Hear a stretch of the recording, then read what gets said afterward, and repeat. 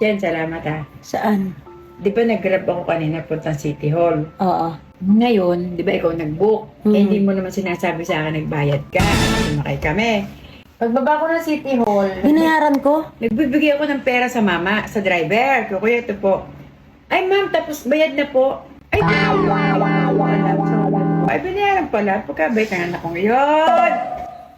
Yung sabi, Hindi ko napalitan sa Grab yung pera? yung payment method kung GCash or cash. Bayad Kaya na ka sa akin nagpapasalamat. Oo. Sabi ko, Babayaran mo yun sa akin, Nay. Nagkamali ako. Ay, wala nang ganun, Doy. Bayad na eh.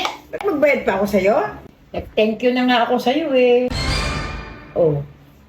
Sabi ko, wow, ang bait naman talaga ng anak ko. Binayaran pala, wala akong sinasabi sa akin.